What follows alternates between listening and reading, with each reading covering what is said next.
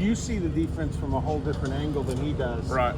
Maybe not see as much as he does. Yeah. What do you feel on that question? Man, I think just as every week has gone by, we've just been getting better at the little things, getting better at the things we do well, getting better at the things that we don't necessarily do as well. And like you said, as a nose tackle, I mean, I take the double team, turn around, find the ball, and Nick Martin's destroying somebody. You turn around, Lear is destroying a screen out there. Kenneth, had a huge hit this past weekend. And so, yeah, I think our defense, truly wants to play for one another, doesn't care who gets the stats. And we're like a nasty group of dudes. So, yeah, I think we're ready for it.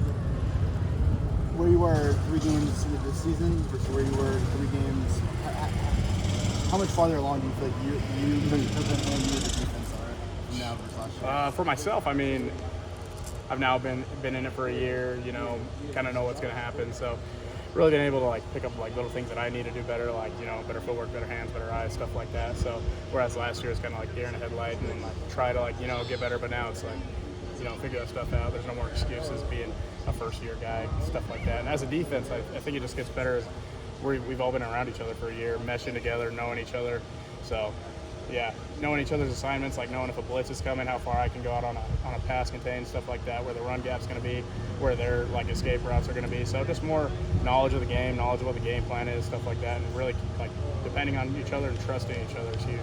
On their first drive last week, they had a couple of big runs, and Benny said in postgame that really towards the end of the first quarter they made Narda made adjustments and y'all really shut them down for the rest of the game. What do those adjustments look like for you in your perspective? I mean, my job, defensive line in general, it's simple, but it's not easy. So, my thing is, make sure I get my gap, my back to the faster that we can play, the faster that we can declare our gap, the faster that the people behind us can play. And I think that's the biggest thing with D-line is like what I just said. So the faster you want your defense to play, the faster you get your defensive line doing their job, firing off, making a new line of scrimmage, stuff like that. So you went on your mission, but are there any guys on that team that you played against? So I know a lot of those guys. They played in a lot of those guys got recruited in Salt Lake. I was in northern Utah, so I mean I know a lot of them. I know more people on BYU than Utah, but yeah, I mean it's a rivalry week. I'm saying. So yeah, it's a good one. Growing up was Utah being the state school, being Utah University, right? University of Utah. Was it a big deal growing up that there's Leeds, there's Kyle Whittingham, right? There's, yeah. Because a lot of those guys are still around 20 years later. Yeah, of course. I mean, I think I'd compare them to Oklahoma State with Gundy and all that, knowing all those guys. I mean, I played on their field in high school, going into the playoffs, stuff like that. So I mean, it's definitely been a part of my history growing up, all that. So I mean, they're 50 minutes away from my house. So yeah, it's just a fun one. I'm excited for it, truly. I imagine you've already been asked this. Just got here. Did they recruit you at all? Did they take any looks at you? No, the thing is, Utah, they don't recruit Utah kids. Okay. So that's what they used to say about Tulsa and Oklahoma kids. Yeah. So. Yeah, does that put a chip on your shoulder going in? Exactly. That's what I'm saying. So yeah, I hope they look at the scouting report, see that I'm a Utah kid, and they're like, oh, maybe we should have got him, and then we just beat him. You know what I'm saying? So there's a lot of Utah kids on this team. Do you think that because maybe Utah doesn't recruit Utah kids that's kind of helped Oklahoma State in a way?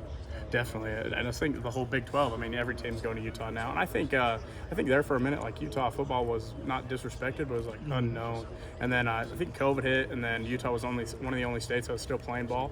And I mean, Utah's got good teams. Corner Canyon just a couple weeks ago beat IMG, and so it's not like we don't ball out there. So I think it's really been nice to kind of put Utah football on the map and get some kids more exposure, all that. What is it about Utah that you think breeds good high school players? Because Gundy was talking about how he didn't even think the population in Utah is more as it is in Oklahoma. So yeah. What do you think it is about Utah football?